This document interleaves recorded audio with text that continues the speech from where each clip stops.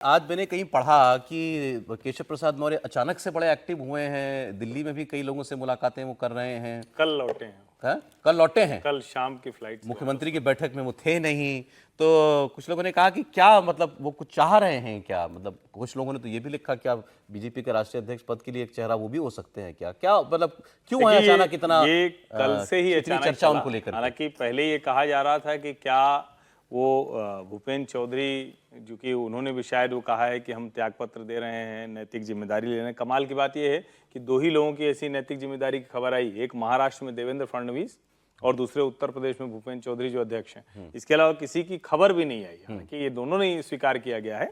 लेकिन केशव प्रसाद मौर्य लंबे समय से बेचैन है।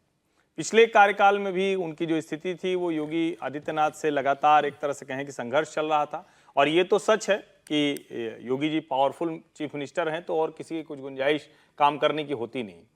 लेकिन जब केशव प्रसाद मौर्य सिराथू में चुनाव हार गए पल्लवी पटेल से, जो अनुप्रिया की बहन है, तो उसके बाद वो थोड़ा सा डाउन हो गए। लेकिन उसके बावजूद अमित शाह ने, नरेंद्र मोदी ने उनको उप मुख्यमंत्री बनवाया और कह कर बनवाया। अब दूसरे जो उप मुख्यमंत्री आए, जो प्रोफेसर साहब कह रहे हैं, मैं उससे बिल्कुल सहमत हूं कि ब्रजेश पाठक किस नीति के तहत लाए गए हैं, ये सवाल खड़ा होता है। इनकी बेचैनी क्या है, क्या चाह रहे हैं? इनकी बेचैनी यही है कि इनको कोई अधिकार नहीं है। और केशव प्रसाद मौर्य की ये तो देखिए, हर व्यक्ति की राज्य में जो महत्वाकांक्षा होती है वो तो मुख्यमंत्री की कुर्सी होती है।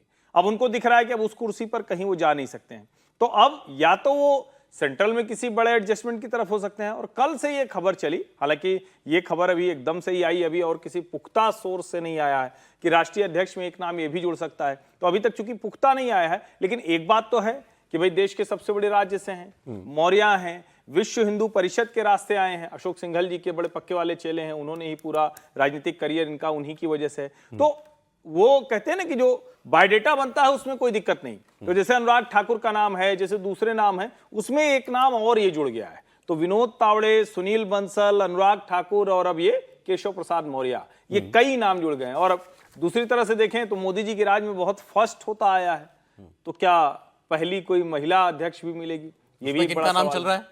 अब उसमें कई नाम है, जिसको कहते हैं ना कि अलग अलग नाम है, लेकिन उन नामों को मैं भी, जिसको कहते हैं फिर भी नहीं, एक शायद आंध्रा वाली जो महिला उनका चल रहा है। नहीं, पुरंदेश्वरी तो वो बनने जा रही हैं लोकसभा अध्यक्ष, लोकसभा अध्यक्ष के लिए अभी तक की जो स्थिति है। हाँ। लेकिन अब ओवरऑल कहें तो केशव जी शायद इसी के बीच में कुछ रास्ता खोज रहे हैं, और उनकी बहुत जबरदस्त मुलाकातें हुई हैं, बातचीत हुई, और जो सबसे बड़ी बात, थोड़ा प्रसन्न होकर लौटे हैं, खुश होकर लौटे हैं। बता नहीं रहे, कल शाम की वापसी हुई है। चलिए अब जरा मैं दूसरी बात पर आता हूं। उड़ीसा में सरकार बनाई, आंध्रा में सरकार बनाई, ये सारा बेल्ट क्या है? झारखंड, उड़ीसा, मध्य प्रदेश, गुजरात, राजस्थान में भी नीचे, और कुछ हिस्सा मुझे लगता है आंध्रा का भी, ये सब ट्राइबल बेल्ट वाले इलाके हैं।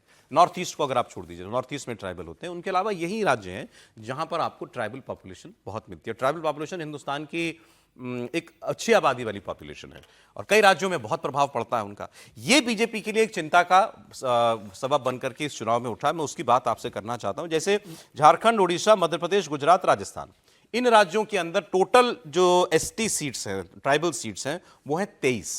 अब इन 23 में आप बीजेपी का अगर स्ट्राइक रेट निकालेंगे, 2014 में 17 सीटें भाजपा ने जीती थी, 2019 में पीक पर गई, 18 सीटें 23 में से जीती इन 5 राज्यों में। लेकिन 2024 आते आते वो घटकर 11 हो गई।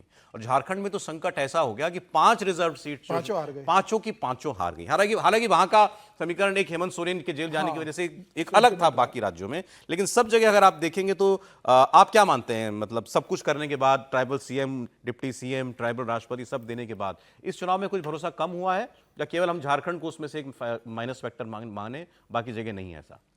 देखिए, अगर 2019 से अगर तुलना करेंगे तो भारतीय जनता पार्टी ने जो 84 सीट्स एससी के रिजर्व है और 47 एसटी के लिए रिजर्व सीट आती है लोकसभा के अंदर, उसमें बहुत बेहतर प्रदर्शन किया था। और भारतीय जनता पार्टी के 303 सीटें जीतने में एससी एसटी वर्ग का बड़ा भूमिका थी। इस बार ऐसा हुआ है कि मुझे लगता है कि 5 साल बाद जो हुआ उसमें भारतीय जनता पार्टी ने हालांकि बहुत काम किया, प्रधानमंत्री मोदी की योजनाएं बहुत रही, ट्राइबल को लेकर प्रधानमंत्री मोदी खुद बहुत ज़्यादा फोकस किया था। बिरसा मुंडा के लिए वो झारखंड गए थे, उस दिवस पर उन्होंने कई योजनाएं शुरू की। और आदिवासी लोगों के लिए तो कम से कम 5,000 करोड़ का स्पेशल पैकेज प्रधानमंत्री मोदी था कि उनके लिए विशेष योजनाएं लागू की जाए। हेल्थ को लेके, एजुकेशन के लिए, उनके वेलफेयर के लेके स्पेशल योजनाएं लागू की थी। उसके बाद भी आदिवासी वर्ग लोगों के बीच में कहीं ना कहीं मुझे लग रहा है ये सेंटिमेंट क्या होगा। और झारखंड के अंदर जिस तरीके से हेमंत सोरेन का गिरफ्तारी हुई है, जिस तरीके से चंपई सोरेन ने वहां कैंपेन चलाया, जिस तरीके से शिबू सोरेन ने वहां आदिवासी समाज को पत्र लिखा कि मैं प्रचार नहीं कर पा रहा हूं, लेकिन ये आदिवासी अस्मिता का प्रश्न है, ये मेरे आदिवासी अस्मिता का प्रश्न है, और उसका असर मुझे लग रहा है कहीं ना कहीं भारतीय जनता पार्टी को नुकसान नहीं, झारखंड के अंदर हुआ।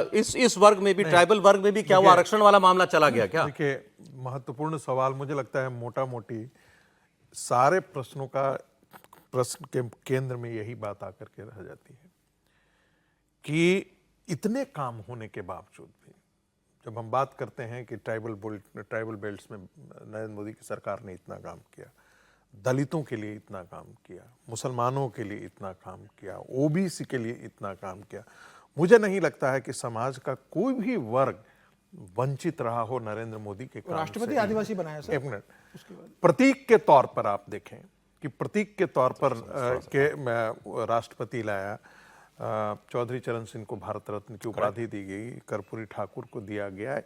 इसके बावजूद भी ऐसा क्या होता है, इतना सब कुछ होने के बावजूद भी भारतीय जनता पार्टी अच्छा नहीं कर पा रही है? तो कहीं ना कहीं उसके मूल में यदि जाते हैं तो मुझे एक चीज बड़ा लगता है, कहीं ना कहीं संगठन जो है वो बहुत कमजोर तरीके से काम किया। संगठन अपने कामों को भारतीय जनता पार्टी के काम को जमीन तक नहीं ले पाई, और जो बाहर से अटैक हुआ उसको काउंटर ठीक से नहीं कर पाई। ठीक है सर।